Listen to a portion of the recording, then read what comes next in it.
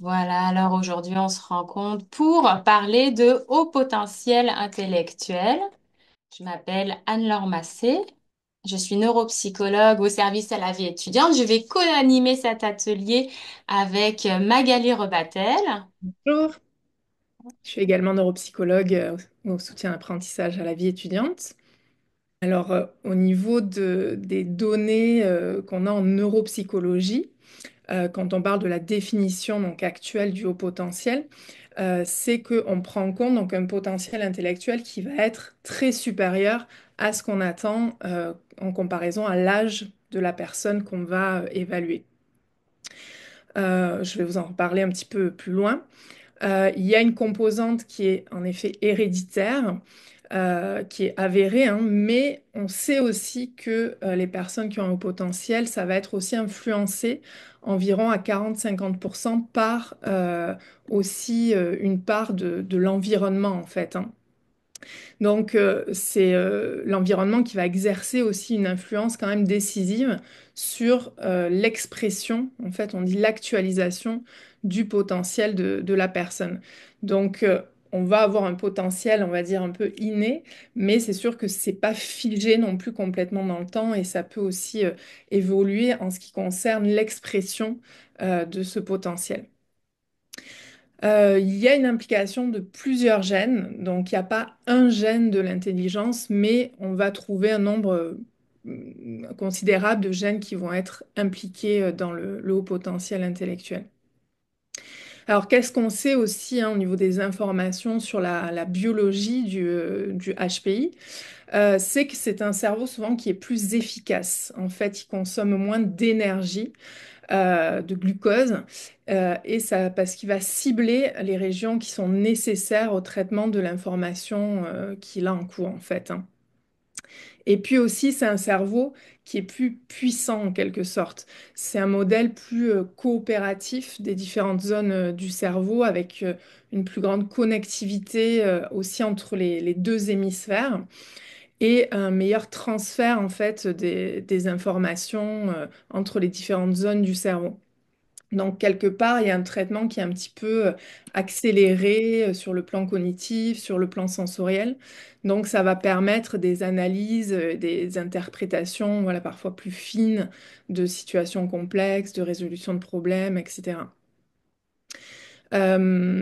Et puis, on sait aussi que c'est une valeur protectrice, hein, que c'est plutôt un facteur de protection d'avoir un haut potentiel si l'environnement répond bien aux besoins, que ce soit pour la santé mentale ou physique. C'est souvent des personnes qui ont mieux-être psychologique, qui ont une meilleure estime d'eux-mêmes, des meilleures compétences sociales aussi souvent. Et même sur le plan physique et de l'espérance de vie, il y aurait une valeur protectrice. Et on sait également que c'est un facteur de protection pour la réussite scolaire, puisque c'est associé dans beaucoup d'études à une meilleure réussite sur le plan scolaire, universitaire et même dans la vie, professionnelle.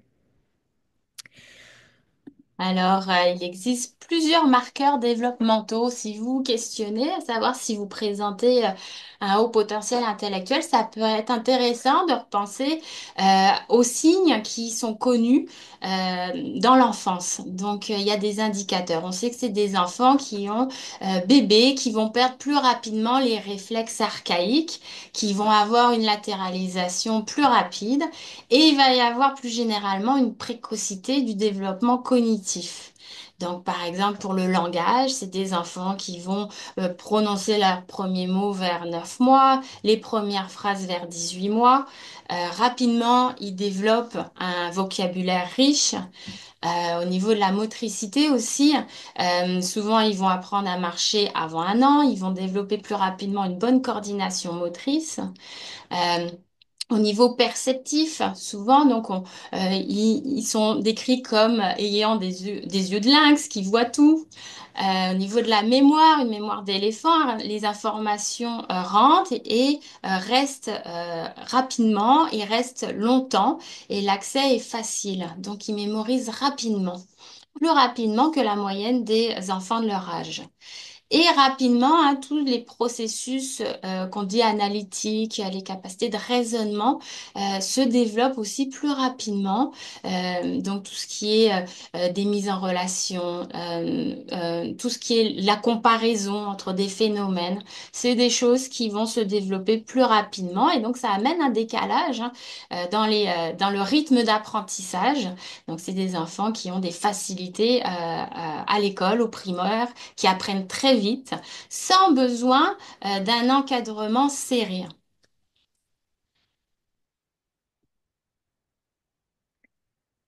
Alors, on va pas vous présenter tous les modèles de l'intelligence parce qu'il y en a beaucoup, mais on en a sélectionné un ou deux qui sont pour nous les plus pertinents. Notamment le modèle donc, de Renzulli qui est assez populaire actuellement. Et en fait, vous voyez, donc il y a trois. Je sais pas si vous voyez ma flèche. Enfin, en tout cas, Nord, tu peux peut-être cibler, mais Mhm. on va avoir les trois anneaux en fait hein, décrits par Renzulli qui vont permettre l'expression du haut potentiel intellectuel ou de la douance intellectuelle, qui est issue en fait de l'interaction entre ces trois anneaux. Que sont des aptitudes élevées. Donc là, on va parler en tant que neuropsychologue d'un haut potentiel intellectuel, donc du quotient intellectuel, mais aussi d'un haut niveau d'engagement et d'un haut niveau de créativité. Et c'est à partir de l'interaction de ces trois anneaux que la douance intellectuelle ou l'expression de ce haut potentiel peut se révéler en fait, hein. Donc en quelque sorte, le modèle de Renzulli est intéressant parce que on peut avoir des aptitudes élevées, on peut avoir un très bon potentiel, mais des fois, si on ne l'investit pas, il n'y a pas toujours de réalisation. Donc on peut avoir les possibilités, mais on n'est pas toujours sûr que ça se transforme. Donc en quelque sorte, pour révéler son potentiel, bah oui, bien sûr, il faut avoir des aptitudes significativement élevées au départ, mais il faut avoir aussi un certain goût de l'effort, ou de la ténacité, de la détermination, qui va être assez indispensable aussi pour révéler ce potentiel. Et aussi le haut niveau de créativité. Donc, créativité veut dire aussi originalité, flexibilité, enthousiasme dans ce qu'on va mettre. Euh, donc, c'est un peu la combinaison de tout ça et aussi de l'environnement qui va favoriser hein, l'expression de ce potentiel qui va faire que bah, si on a des bonnes aptitudes, qu'on est voilà, assez travaillant, déterminé, et original sur un même sujet, on va pouvoir trouver aussi son flow et développer son talent. On va avoir aussi un autre modèle de l'intelligence. Voilà, c'est le modèle de Cattell, Horn et Carroll. Il nous apporte des informations complémentaires. Il intègre même une variabilité interpersonnelle au sein des personnes qui ont un haut potentiel. Tout à l'heure, Magali parlait d'un des domaines qui sont les aptitudes élevées, donc le potentiel intellectuel cognitif. Dans ce modèle-là, on le retrouve dans ce facteur G, qui est l'aptitude, la capacité cognitive générale. On va le mesurer en neuropsychologie à travers les tests de QI. Mais ils intègrent aussi des facteurs cognitifs généraux. Donc le facteur G, c'est l'aptitude générale qui va contribuer à l'ensemble de ces facteurs généraux, mais ces facteurs généraux, ils sont spécifiques. Et ça permet de comprendre un peu ce qu'on peut observer au quotidien, cette variabilité dans les fonctions cognitives au sein des personnes avec des hauts potentiels intellectuels. Ce que je veux vous dire par là, c'est quand il parle de facteurs cognitifs généraux, il décline plusieurs sphères cognitives. Donc il y a des personnes qui vont avoir des forces particulières au niveau de l'intelligence qu'ils disent cristallisées, donc la capacité à accéder et à accumuler rapidement un ensemble de connaissances générales, avoir un très très bon niveau de connaissances générales et y accéder et pouvoir communiquer tout ce savoir. Et il y a des personnes qui vont avoir plus une intelligence fluide, très aiguisée, donc vraiment des rapidités de raisonnement, d'abstraction. Il y a des personnes qui vont avoir des compétences visio-spatiales très développées. D'autres, ça va être des capacités en mémoire de travail remarquables. Donc, il y a vraiment il y a un ensemble de facteurs, différents facteurs cognitifs qui vont faire que au sein de des personnes qui ont des hauts potentiels, il y a des variations dépendamment du domaine. Donc, ce qui est intéressant à l'université, c'est de connaître où sont nos forces pour s'orienter vers des domaines scolaires qui sollicitent ces facteurs cognitifs. Alors, je vais vous donner un petit peu plus d'informations sur le QI, donc le quotient intellectuel, hein. Donc, on a vu, il n'y a pas vraiment de définition de consensus sur la définition de l'intelligence. Mais l'intelligence mesurée par des tests de QI, ça reste actuellement la caractéristique la plus constante dans les définitions et les modèles théoriques qu'on vous a présentés. Et aussi, ben, pardon, la plus reconnue en recherche, puisque c'est ce qu'on utilise hein, dans les études. Donc, c'est des mesures dites valides. Alors, euh, pour vous expliquer, on prend en compte la courbe normale. La courbe normale, qu'est-ce que c'est? Ben, c'est cet arc qui représente la façon dont les choses peuvent se répartir dans la population générale. Ou par exemple, les notes d'un examen. Ben, la plupart du temps, il y a plus de gens qui ont des notes dans la moyenne, hein. Et puis, il va y avoir un pourcentage plus faible de personnes qui vont avoir des très très bonnes notes ou un pourcentage plus faible également de l'autre côté de la courbe, de l'arc, de pourcentage de gens qui vont avoir des notes beaucoup plus faibles, par exemple, que les autres. Donc c'est comme ça que se répartissent différentes choses, dont les résultats au test de QI. Donc on va avoir une moyenne de 100 pour les tests de QI. Et on va parler de haut potentiel intellectuel. On voit ici dans le triangle hein, qui a été défini sur la diapo. On va parler de haut potentiel intellectuel quand la plupart des activités, donc nous en tant que neuropsychologues, on va faire passer différents tests, quand la plupart des tests corrélés entre eux se situent dans la zone, ici vert, on voit la droite de la courbe vers le rose, donc au-dessus de 130. Euh, et là, on va être dans une approche un peu plus flexible, dans le sens où on n'est pas dans quelque chose de dichotomique, avec avant 130, on n'a pas de haut potentiel, et au-dessus de 130, on a un haut potentiel. Bien sûr, on va prendre en compte un intervalle de confiance, mais aussi notre jugement clinique, parce qu'on va le voir tout à l'heure avec Anne-Laure, des fois, il y a des cas particuliers. Euh, et puis aussi, ce qui est important, c'est que le haut potentiel intellectuel, ce n'est pas un diagnostic, ce n'est pas un trouble. Donc, on est vraiment dans une condition avec, voilà, pour chaque personne, ses forces et ses défis, parfois, mais ce qu'on retrouve au niveau des tests de QI pour parler de haut potentiel intellectuel, c'est un QI qui est très élevé par rapport à l'âge de la personne évaluée. Alors, on voulait juste vous alerter un petit peu sur les tests de QI sur Internet qui sont pas toujours fiables. Donc, si vraiment voilà, il y a une suspicion de conditions de haut potentiel intellectuel, le mieux, c'est de faire une évaluation en effet de QI. Mais là encore, on va voir que c'est pas toujours forcément nécessaire. Si tu peux passer peut-être Anne-Laure à l'autre diapo, puisque ça dépend du type de profil de haut potentiel intellectuel.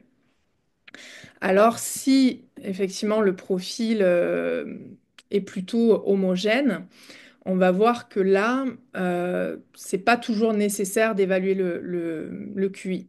L'évaluation, elle va être dans certaines circonstances afin de mieux préciser les besoins, orienter les services. Donc c'est vraiment une démarche au service de l'intérêt de la personne qui veut évaluer ses forces et ses défis, ses difficultés s'il y en a. Donc l'évaluation vient souvent avec un impact scolaire, un impact social ou un impact émotionnel. Mais si tout va bien, donc, si on a un profil homogène avec donc la plupart des conditions de notre vie qui vont bien, ça veut sûrement dire que le QI est homogène, donc au-dessus de 130 par exemple. Et sur le plan cognitif, on va avoir une plus grande vitesse de traitement de l'information, on va avoir une meilleure concentration souvent, une meilleure mémorisation aussi à court terme ou à long terme, et de très bonnes capacités, comme le disait Anne-Laure, de raisonnement, de déduction, de logique. Euh, donc, dans ces cas-là, on n'a souvent pas tant de problèmes sur le plan scolaire, mais certains ont vécu au secondaire, au cégep, un peu sur leurs aptitudes. Et parfois, quand on arrive à l'université, eh bien, il y a un petit cap à passer parce qu'on peut se frapper un petit mur, parce qu'on n'a pas développé tant que ça les méthodes d'études, la gestion du temps, parce que ça a toujours été un peu facile au final de réussir sur le plan scolaire.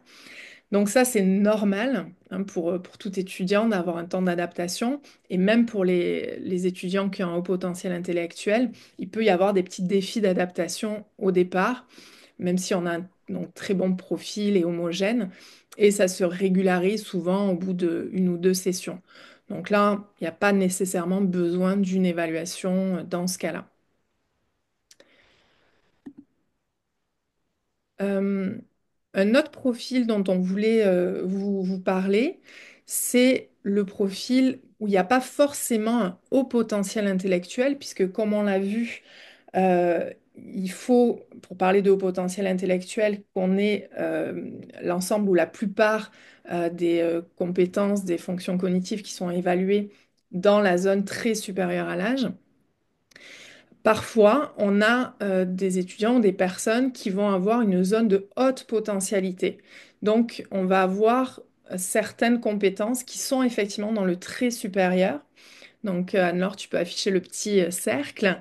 Euh, et la plupart des autres compétences qui sont, on le voit dans le vert, donc c'est-à-dire dans la moyenne attendue pour l'âge. Donc là, c'est vraiment une fonction ou une compétence qui est très supérieure aux autres sans que l'ensemble soit très supérieur. Donc ça peut être une personne par exemple, qui a une très bonne expression orale, qui est très éloquente, qui a des connaissances riches dans un domaine particulier. Donc, qui a beaucoup, par exemple, investi en histoire, l'Égypte ou un sujet particulier qui est passionné par ça. Puis, on l'a vu, la détermination, l'intérêt, la créativité, ça va permettre aussi de révéler aussi certains talents sans toujours avoir un haut potentiel intellectuel.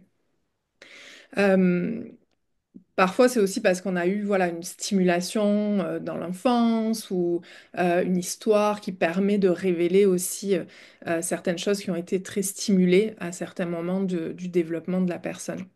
Mais là, on va pas forcément parler de haut potentiel intellectuel, mais de zone de haute potentialité.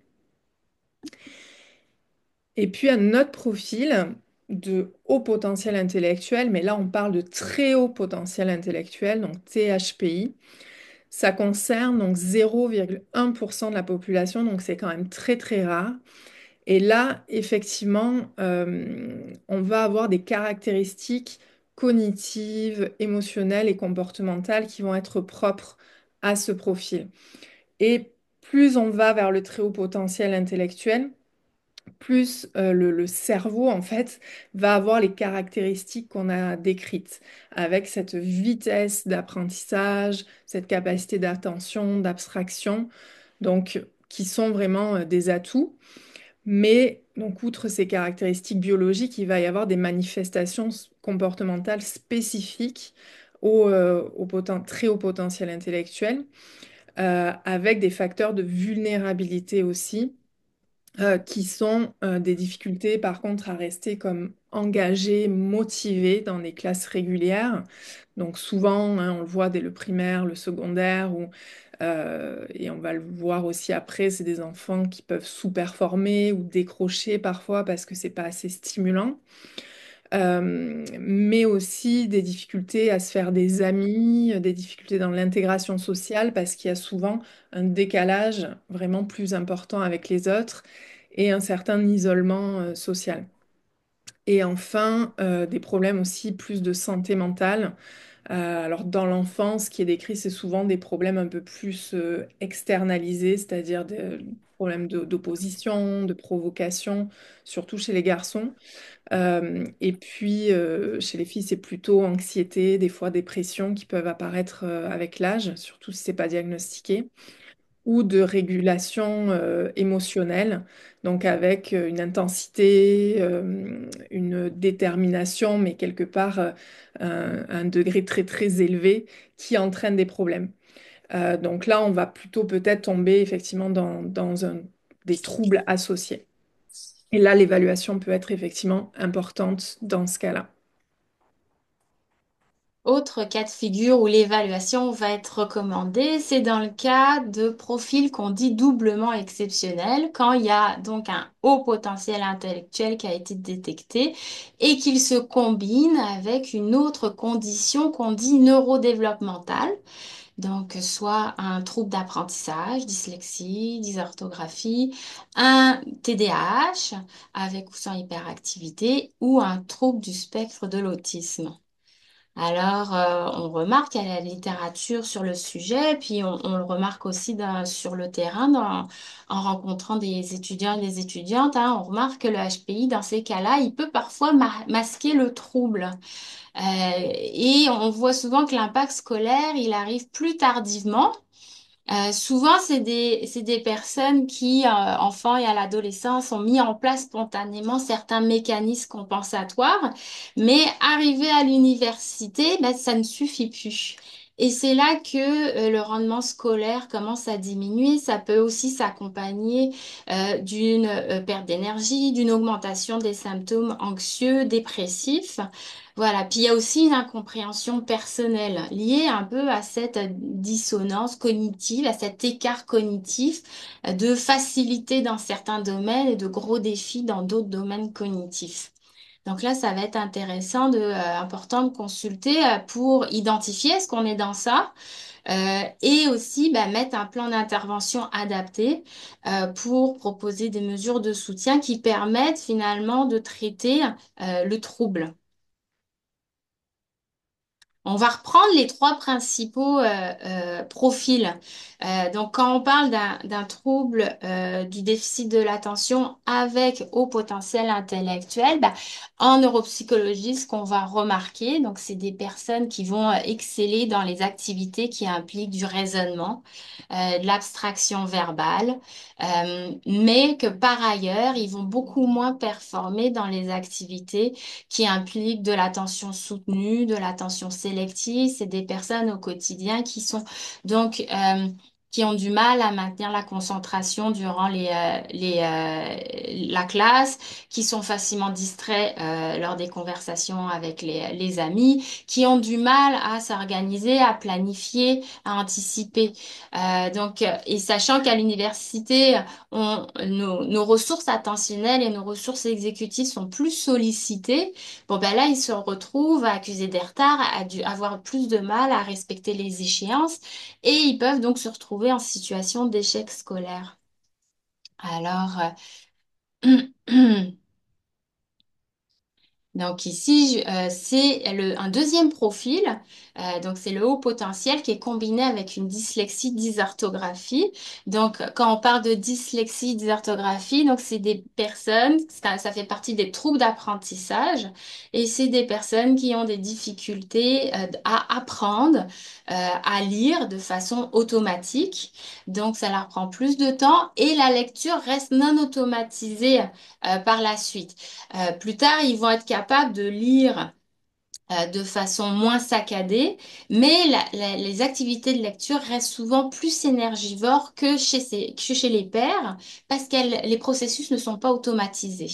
Et donc à l'université, où souvent dans les programmes, il y a énormément de lecture à faire, ben, ils se retrouvent dépassés hein, par cette quantité de lecture et ils peuvent commencer à avoir de la fatigue et moins bien répondre aux attentes. Quand il y a les conduites aussi les manifestations de dysorthographie, quand on parle de dysorthographie, c'est des difficultés à mémoriser l'orthographe des mots. Donc, c'est des jeunes qui désapprennent l'orthographe des mots. Par exemple, est-ce qu'il y a un M, 2 M dans ce mot-là, un P, 2 P? C'est très compliqué, malgré leur volonté et la stimulation à bien mémoriser l'orthographe, c'est très difficile à s'inscrire et à le retenir. Et donc, souvent, à l'université, c'est des personnes qui vont faire beaucoup de fautes d'orthographe, qui ne voient pas leurs fautes, qui ont toujours des doutes sur comment on écrit les mots. Alors là, ça va être... Et au profil neuropsychologique, on retrouve un écart hein, entre les capacités de raisonnement, d'abstraction et des moindres performances sur les tests de décodage de mots et d'orthographe d'usage. Donc c'est cet écart qui nous signe cette condition TWICE. En plus hein, de la trajectoire développementale typique, c'est un trouble qui est là depuis l'enfance, même si l'impact peut arriver plus tardivement. Et des fois, ils sont pas vus au primaire par les intervenants. Alors, donc ça va être utile qu'il y ait une évaluation parce que là, on peut mettre en place notamment des outils, des accommodements scolaires, proposer un outil d'aide à la correction lors des examens, mettre en place des synthèses vocales, familiariser l'étudiant à la dictée vocale pour finalement alléger la charge en lecture et en écriture durant l'étude. Et le dernier profil TWICE qu'on voulait vous parler, c'est le haut potentiel intellectuel combiné avec un trouble du spectre autistique. Comme les deux autres, ça reste des conditions qui sont très rares par définition, mais elles existent et on voit des étudiants et des étudiantes qui vivent avec ces conditions-là à l'université. Donc là, c'est des personnes qui, là encore, vont avoir des forces dans les activités de raisonnement d'abstraction, mais par ailleurs, vont avoir plus de difficultés dans la sphère, la cognition sociale. Comprendre et interagir en société, comprendre le non-verbal, exprimer un non-verbal adapté, comprendre comment communiquer dans tel contexte et l'adapter son langage dépendamment du contexte. Donc voilà, toute la sphère communication et interaction sociale est plus fragile et il faut absolument que ça soit combiné avec plusieurs comportements répétitifs et restreints. Alors, quand on parle de comportements répétitifs, typiquement, c'est des personnes qui peuvent avoir des stéréotypies, du maniérisme depuis la petite enfance, des balancements, euh, des mouvements spécifiques des mains, et souvent, ça s'accompagne d'intérêts très restreints et répétitifs. Donc des passions pour certains domaines, mais qui sont là depuis très longtemps, et des fois, ça empêche l'accomplissement des tâches quotidiennes tellement l'intérêt est fort et envahissant. Donc voilà, donc tout ça, c'est des caractéristiques qu'on peut voir chez la personne qui est sur le spectre de l'autisme et qui est combiné avec le haut potentiel intellectuel. Ça peut faire en sorte, le haut potentiel intellectuel est un atout parce que ça peut permettre à ces personnes-là de compenser en partie, donc à développer avec le temps des templates, des scénarios sociaux, des façons d'interagir avec les autres de façon plus explicite, comprendre un peu les interactions sociales de façon explicite. Alors, ça peut aider à amoindrir l'impact. Donc là encore, il y a des services au SV, il y a des services de soutien pour ces personnes qui sont aux prises avec ces conditions-là. Et puis dans le service, on a comme neuropsychologue, on fait aussi l'évaluation de ces conditions-là. Alors, comment révéler mon potentiel? On va voir qu'il y a des facteurs de valorisation, hein, donc du potentiel et du talent en quelque sorte. Tu peux passer à l'autre diapo, Anne-Laure. Euh, donc, il y a quand même la vision du haut potentiel intellectuel qui est importante. Donc, bon, on vous a décrit pas mal de choses. Puis, parfois, quand c'est déjà évalué comme une condition au potentiel intellectuel, hein, on peut avoir l'idée que la personne avec un HPI devrait tout réussir puisque eh bien, elle a cette compétence innée de réussir et donc quelque part c'est chargé un petit peu d'attente aussi de la part de son environnement. Euh, Et parfois, la personne peut frapper un mur parce que elle n'arrive peut-être pas, dans certaines conditions, à révéler tout son potentiel. Donc, il peut y avoir une perte de confiance aussi, une perte d'efficacité et des questionnements hein, par rapport à ses choix ou sa vie en général.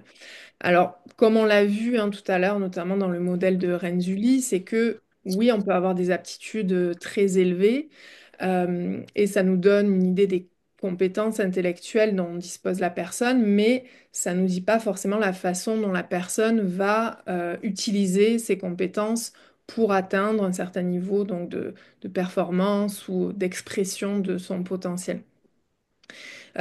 Donc c'est important d'avoir ces visions-là hein, qu'on vous a décrites aussi du haut potentiel. Et on voit que l'investissement de l'étudiant va être quand même très important. Alors l'investissement, ça va être notamment la motivation intrinsèque qui va favoriser l'engagement dans les études aussi. Hein. Donc ça passe parfois avec le choix de programme. Des fois, on n'arrive pas à révéler son potentiel parce qu'on n'est peut-être pas dans le bon programme ou peut-être que parfois aussi dans les premières années, il n'y a pas assez de stimulation. Donc la motivation peut venir aussi avec en études supérieures. L'environnement aussi va être important comme un facteur soit facilitant soit parfois freinant l'accès aussi à nos ressources. Donc ça peut être tant sur le plan de l'université, comme un professeur qui va être à l'écoute, qui va comprendre le profil de la personne, ou qui va être plus axé juste sur les performances, par exemple.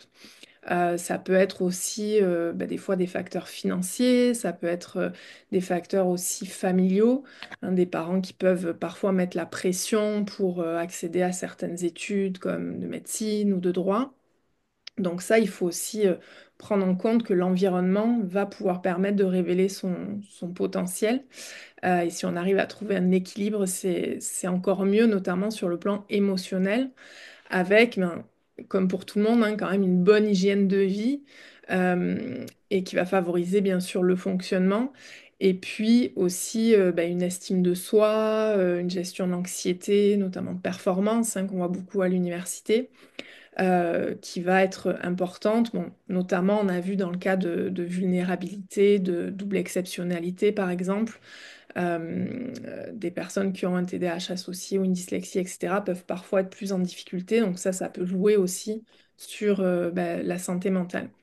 Donc il va falloir voilà, arriver à trouver les facteurs de valorisation dans tout ça pour que la personne arrive à actualiser, à révéler son potentiel. Et puis la sous-performance. Euh, Là, c'est pas un diagnostic, hein, mais c'est dans le cas du haut potentiel intellectuel, un écart entre le potentiel et les résultats de la personne, avec quand même des difficultés d'adaptation scolaire.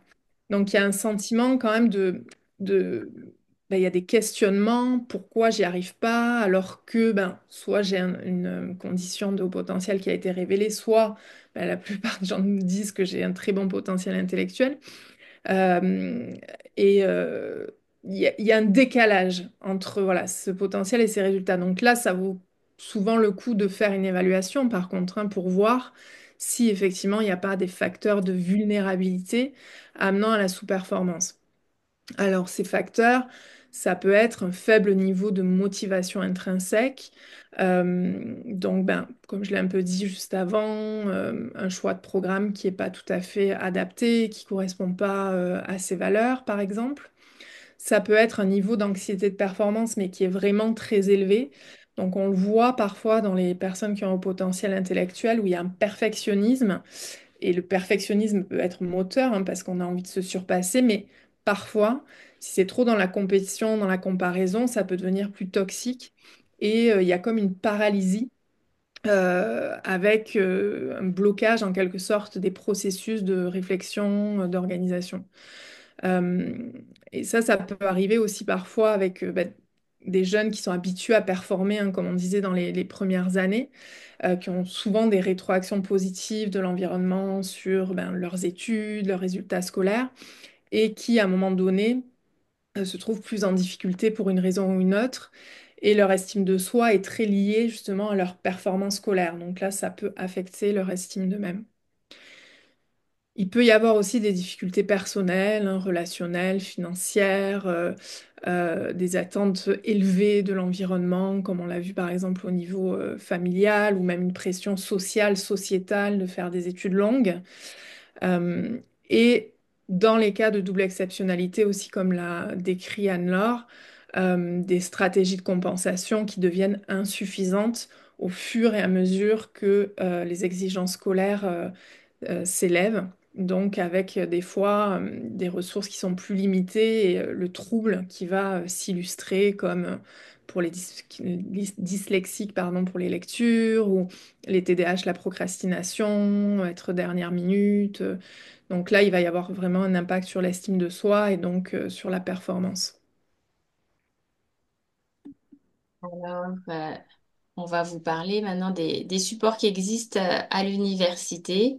Donc, c'est du soutien vraiment durant les études. On a des suivis individualisés qui sont proposés par des psychologues, mais aussi des orthopédagogues et il y a un service en neuropsychologie.